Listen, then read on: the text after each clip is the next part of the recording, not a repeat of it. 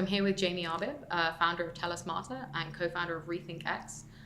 Jamie is an investor, has a degree in history, and is also a qualified chartered accountant, and previously worked as an investment analyst before your career entering into research in the world of trying to explore the impacts of disruptive technologies and their potential for solving some of the world's most challenging problems. So welcome to LIS, and it's excellent to have you here. Jamie's been joining us today for a workshop we've been doing around the energy shift in the MBA. And so we want to start out with the big energy questions. What do you see as the biggest disruption coming in the energy sector? Yeah, so I mean, really the biggest disruption, I guess, is to the energy paradigm more than anything, the kind of system we have. So you know, when we look at energy, I mean, you see the most extraordinary cost curves for solar, wind, and batteries. Like these things are improving over time rapidly, and so solar now is, you know, the cheapest form of energy in most parts of the world, and you know, they are being adopted rapidly. So you know, we see going along that S curve of technology disruption. You know, both solar and wind being adopted extremely quickly, and batteries actually even more quickly. I mean, there's extraordinary kind of impetus behind that transformation, and so you know, we're kind of we're at the part of the transformation where it's exponential essentially, and we've got you know, massive growth. But actually, the biggest part of the disruption is not just the adoption of new technologies; it's actually the transformation of the system. So we always use the analogy of the caterpillar to the butterfly, and it comes from a Buckminster Fuller quote that we like, which is, "There's nothing about a caterpillar that tells you it's going to be a butterfly." And I think in the mainstream perception, when we think about, you know, the EV disruption or the electric vehicle disruption of gasoline vehicles, or we think about the energy disruption, we tend to see them just as a kind of substitution of technology, right? So we see, you know, we unplug gas and coal and we plug in, you know, solar, wind, and batteries, but everything else stays the same, right? And that's not how we think this transformation happens. We think that the energy system that will emerge at the end of this transformation is fundamentally different.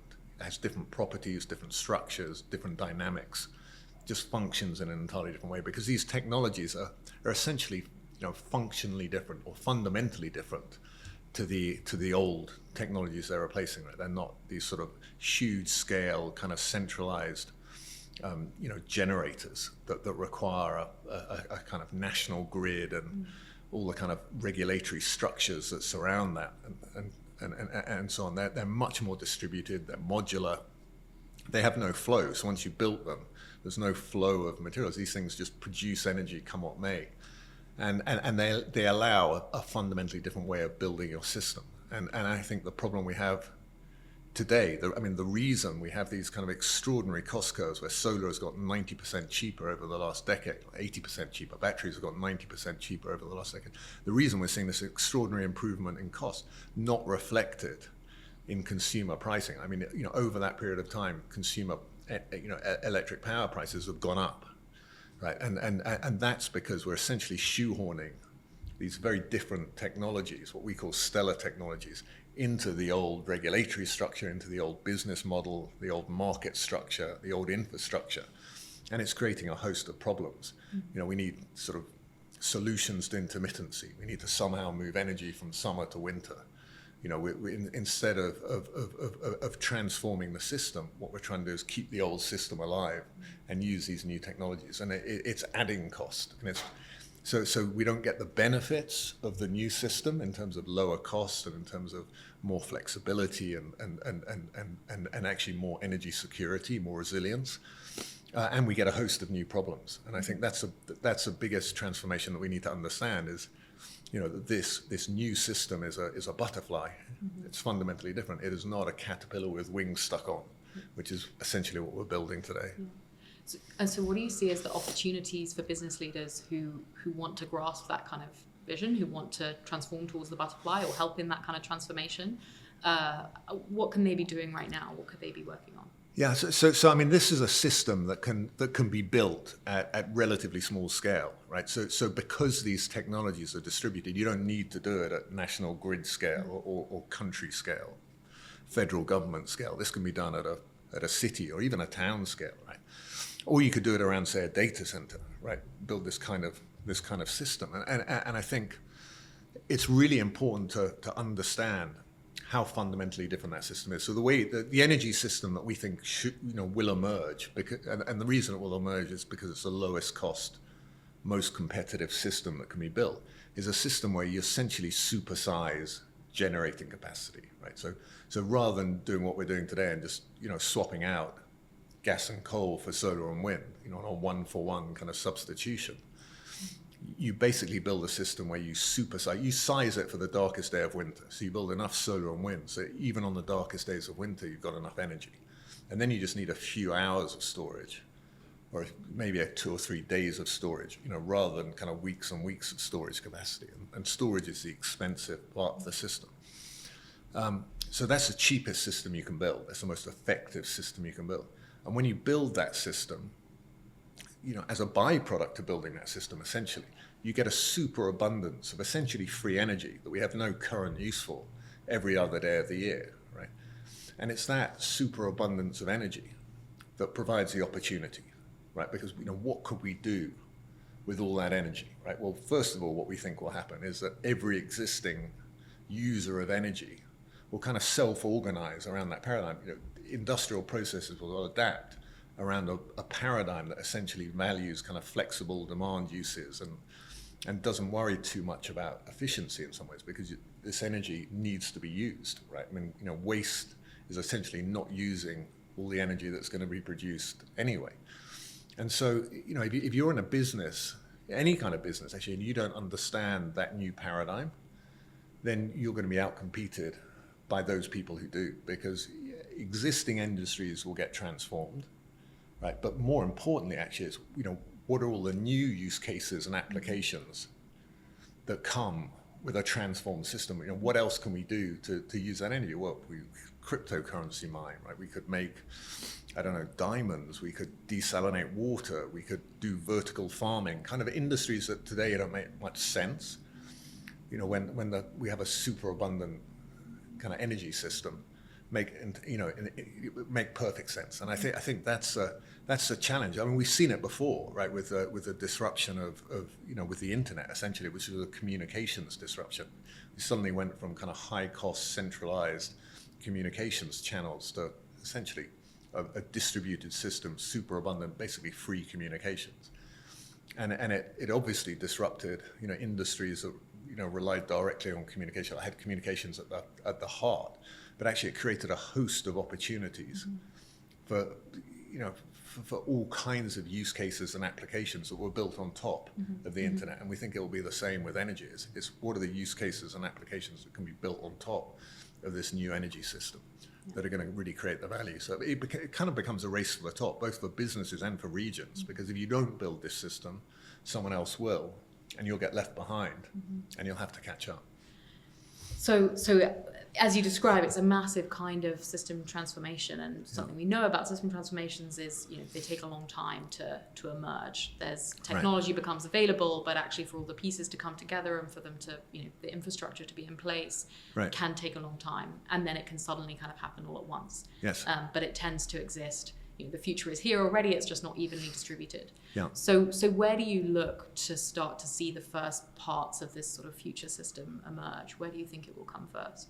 Yeah, so it's likely to come in those places where there's not a huge incumbency, right? Where there's not a huge amount of resistance to the new. And I think we see, in many parts of Europe particularly, and parts of America, and the countries, I guess, that are leading today, there's sort of resistance or incumbency that exists in mindsets, in the way we think about the system, in obviously regulatory structures and infrastructure, actually in businesses and business models that make it very very difficult, for these fundamentally transformed systems to emerge. There's just resistance to them. And this is what we see with disruption after disruption, is they always come from the edge, right? It's always the Tesla, rather than the GM that leads the disruption, because, there's a huge advantage to a blank sheet, right? You're starting from scratch. And so, and we see that at systems levels as well. So we think it'll be a lot easier in places where, either like Ukraine, the old system has essentially been destroyed, and there might be an appetite to to build a transformed system and take advantage of the opportunities that come with it, or places like India or Africa, or where there just isn't that kind of built incumbency, and there's an opportunity and potentially the capital available to build these new systems, or somewhere like China where they can actually just, they can just divert resources. And I think, China's already a long way down that track, and we're already seeing, signs of this new system emerging, although they are still very much building that kind of centralized system. Mm-hmm. So obviously, the politics of any kind of transition are one thing, and in any of those places, there's very different kind of political configurations to work through. Another part is the sort of, basic material resources. How do you, RethinkX, think about the sort of material side of this kind of transformation? Yeah, I mean, the materials, that don't seem to be any real material constraints for everything. I mean, generally they're abundant materials, right? So we don't think there are material constraints, and actually there never really tend to be material constraints. I mean, there are so many disruptions that have happened in history that people have perceived some kind of material constraint, and then it's gone away. I mean, we find new sources, we work out better ways of processing or producing these materials, and the cost comes down, and they become relatively abundant compared to, I mean, David Deutsch, who wrote, one of my favorite books, it's called The Beginning of Infinity, tells a story in that book about color televisions. Right? There was a rare earth metal called europium, apparently, which back, I guess we're talking in the 60s now, which was very scarce and was used to make the red color in the old-fashioned, I forget even, the cathode ray tubes. It was made to make the red color, and there was this limitation that only, they believed, 100 million color televisions would ever be able to produce, and then society would divide into the kind of haves and have-nots, and price would go through the roof and whatever else. And actually, it turned out that, well, we have billions of screens around the world, right? Not one of them today uses europium anywhere in it. And even if it did, we found enough europium to make hundreds of billions of screens if we still needed to use it. And the point is, either we find substitutes, or we just find better ways of developing these materials, or we find more of them. Market forces tend to drive that. I mean, none of these things are constrained. So I think from a materials perspective, there are no constraints. And I think it's also really important to remember that actually, we need materials to build this system, right? But once it's built, so once the clean energy system is built, there are no further materials required, right? And over time, as solar panels come to the end of their life, or batteries come to the end, the materials embodied, the atoms and molecules embodied in the physical infrastructure, become the feedstock to the next generation of panels. So it's not like we're digging up new stuff. So actually, this transformation is about building a seed, essentially, that then becomes essentially the perpetual stock that represents our energy system. And I think, the model that we're in today is very much flow-based, right? We need a constant supply of oil, constant supply of coal or gas, or whatever other input it is. And so we're moving from essentially one paradigm to another. And so materials, actually, whilst there's a huge amount required to build the first kind of generation of this clean energy system, once we hit a certain point, we won't need any more. Challenges of transition are really interesting. At RethinkX, you're kind of research focused as an organization. How do you try to sort of engage with partners to help build understanding of what this transformation could look like? Yeah, so I mean, if I'm totally honest, we've done a really bad job so far. So we tend to, we write these reports, and they're generally sort of 100+ pages, and they're reports ultimately about the transformation from the caterpillar to the butterfly, with really the belief that no one really sees what the butterfly is. Right? Everyone's focused on the caterpillar. How do we make it a bit less bad? How do we make it a bit less impactful? How do we kind of redesign that system? And so, we've done a bad job. It tends to be all inward coming, right? So it tends to, people reach out, governments or businesses or investors reach out to us, and we engage where we can. We haven't yet built the capacity to do it in anything like a more meaningful way. And I think our communications to date's been pretty bad. So we're trying to learn ourselves, how do we communicate both to a broader audience and tell a kind of more just tell our story in a way that is a bit more accessible, and through, find the right channels through which to communicate that. But, it's very much a work in progress right now. So if you had one kind of message to organizational leaders about the opportunity in energy, or how they might need to think about it differently, what would that one message be? The message would be, look at the butterfly and don't just focus on the caterpillar, because, it might seem like all our time and attention seems to be focused on the caterpillar, on the old system, the existing paradigm, and looking at the kind of incremental change, and if we're worried about any issue in society, whether it's climate change or inequality or conflict or whatever it might be, it's related to the system as it exists today. My one message is, open your mind, step outside the box of that old system, and try and understand what's possible, because energy essentially underpins everything else. And with clean energy with an energy transformation, we get a transformation in intelligence, right? We get AI, and with energy and AI, we basically get everything else. So everything's going to be transformed over the next 10 or 20 years, and if you don't see it coming, you're blind both to the biggest opportunity in the history of humanity, essentially, but you're also going to be disrupted yourself, because you don't see the risk of a transformation as it comes. I'll restrict myself from getting off into the AI debate, because we could definitely go there. But to keep us focused on energy today, in the workshop, we were looking a lot at the issue of like time horizons, right?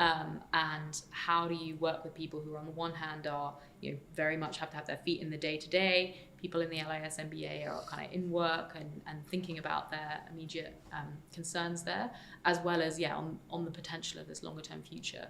So how do you think about kind of time horizons in your day to day, and communicating about this, the potential of the butterfly, whilst also obviously you have to deal with the day to day? Yeah, and we live in the now, right? And so we have to be concerned with today and what we do every day, essentially. And I think so we but we also need a vision, right? We need to know where we're heading, and we need to know we don't need to know everything, the full details of how that world looks, but we need to know what's possible. We need to understand the possibility space, and I think we're really bad at doing that. I mean, as I said earlier, I think the possibility space we see is generally just today with kind of different technology, or today with one thing changed, but all else remaining equal. And so I think having that vision of a possible transformed future is critically important. But it's also this understanding that how we get there is not something we can write a kind of detailed 10-point plan for, or a 10-year plan for. Right? It's an emergent future, and being comfortable with that, I think, is really important, because you're kidding yourself if you think you can really make a kind of clear plan. But then, what do we do on a day-to-day basis? What do we do at any point in time? I think is,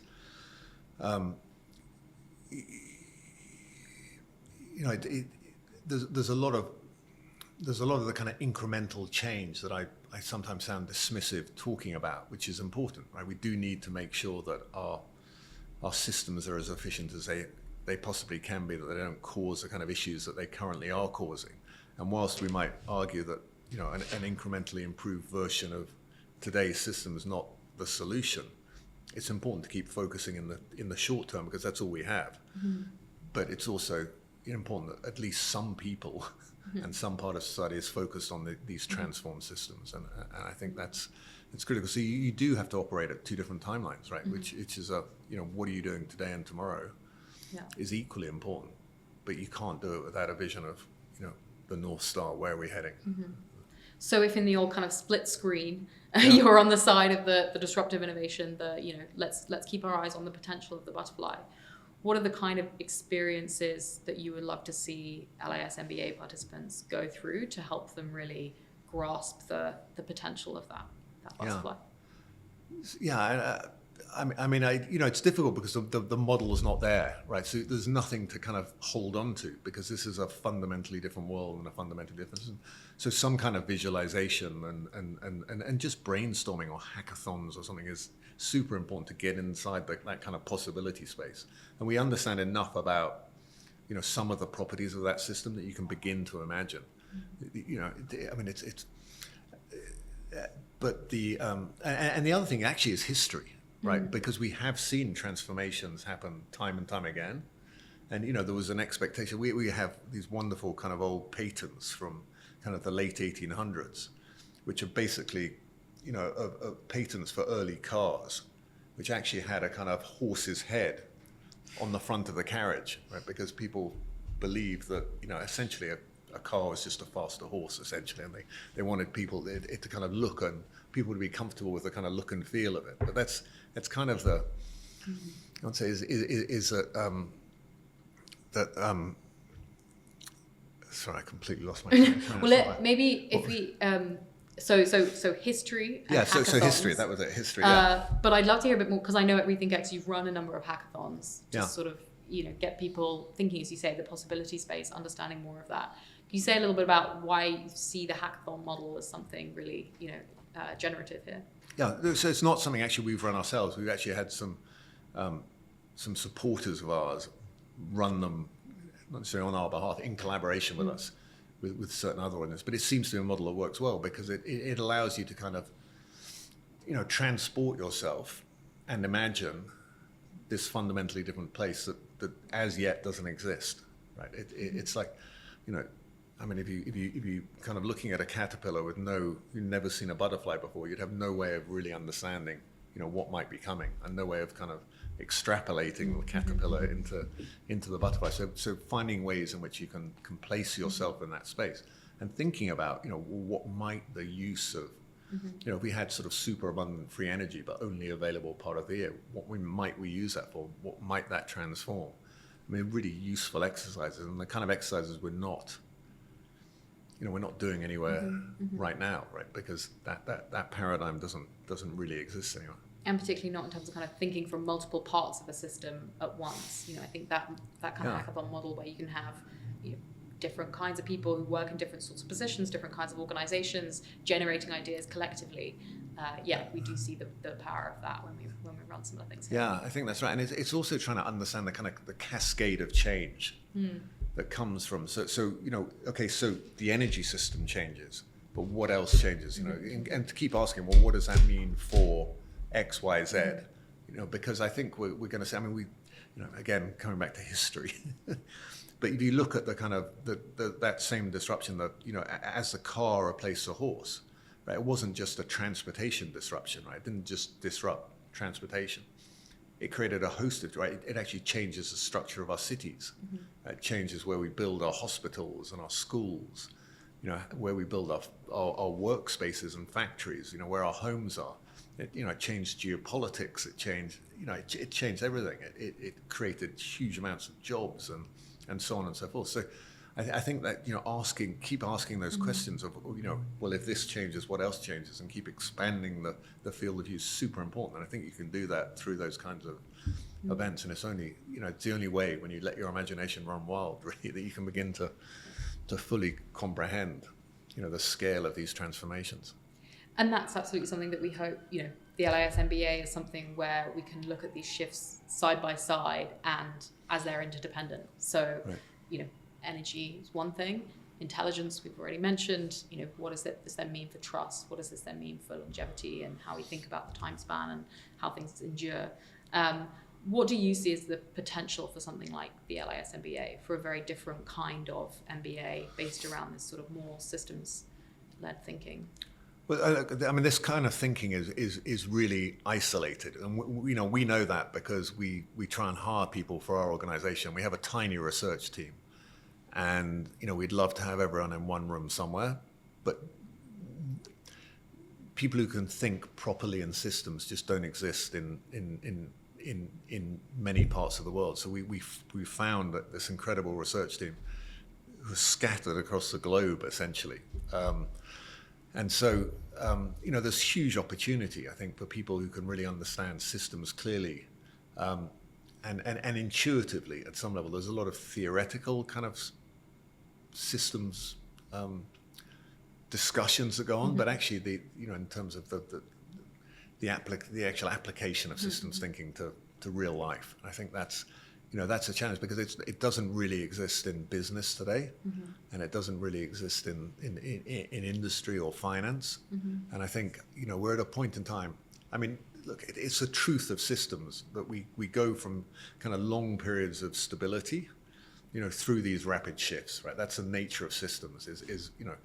You have kind of negative feedback loops that keep you in equilibrium, and then you hit a kind of a tipping point or a rupture point, and everything changes very quickly, right? And I think it's been fine for the past 100 years in energy or transport or most industries to not worry too much about transformation and fundamental change, right? It's all been about incremental change, right? We've basically got the same energy system, the same transport system, actually the same healthcare system that we had 100 years ago, right? But we're coming up to a point now where everything's changing, right? Including labor, right? It's about to get disrupted.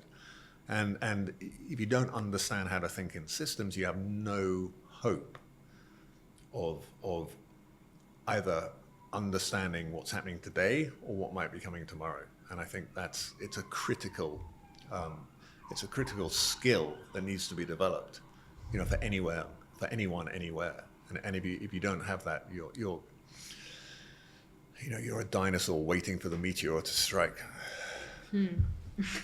I almost want to leave it there, but I do have a couple of quick-fire final questions. So, is there any book or idea that has changed how you see the future, other than your own book? Yeah, I mean, there've been plenty of great books. I mentioned my kind of favorite book of the moment, which is David Deutsch's The Beginning of Infinity. I think it's got some great clarity, some real understanding of systems, and actually a kind of understanding of future possibilities. And it's a really good kind of tutorial in really how to think. So I love that. What else? God, I mean, I read so many books that. One book's good. We can stick with David. Yeah, okay, let's stick with that. And then, what gives you hope in this space?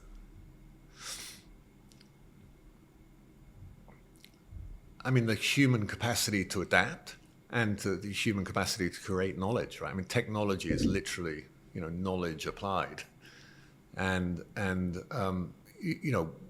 we have everything we need to transform our energy system. We have everything I need to transform, the labor market. We have everything we need to basically solve, or as we say in our book, dissolve the problems that we face today. So, I have huge amounts of help. I mean, the thing that gives me fear or makes me concerned that we'll take the wrong path is actually kind of incumbent mindsets, right? So it all comes down to how we think, ultimately, the path that humanity takes forward from here.